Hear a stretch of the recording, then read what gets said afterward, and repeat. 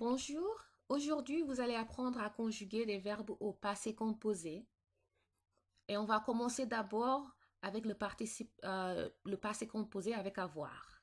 Pour conjuguer un verbe au passé composé avec avoir, il faut utiliser avoir au présent plus le participe passé du verbe. Et vous avez l'exemple ici, il a mangé. Donc vous avez avoir au présent et ensuite manger qui est le participe passé du verbe manger.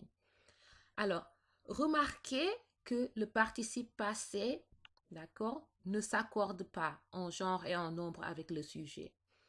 Vous aurez beaucoup plus de détails là-dessus la semaine prochaine et vous apprendrez les exceptions ou l'exception à cette règle.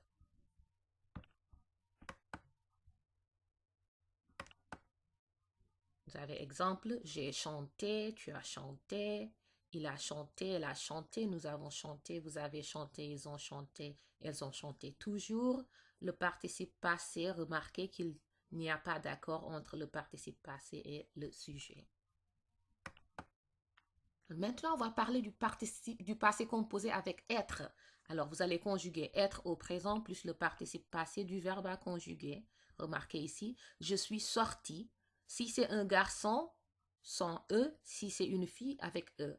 Et ici, Claire et Rose sont rentrés. Claire et Rose, féminin, E, pluriel, S.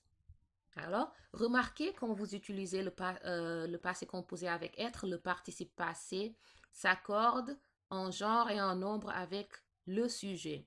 Et la semaine prochaine, vous apprendrez les exceptions à cette règle. Alors, remarquez ici, vous avez une liste Dr. Mrs. Vandertrump que vous avez appris l'année dernière. Les verbes qui font partie de cette liste utilisent toujours l'auxiliaire être au passé composé. Donc, vous avez ici pour vous rafraîchir la mémoire les verbes qui font partie de cette liste. Mais remarquez quand ces 5 verbes sont suivis d'un objet direct, ils utilisent avoir au lieu d'être. D'accord? Sortir, monter, descendre, passer et rentrer. Regardons quelques exemples et le sens. Quand je dis elle est sortie, she went out.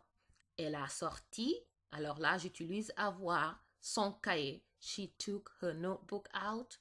And notebook is the direct object and that's why we're using avoir. D'accord? Et vous avez ici encore d'autres exemples avec monter et descendre.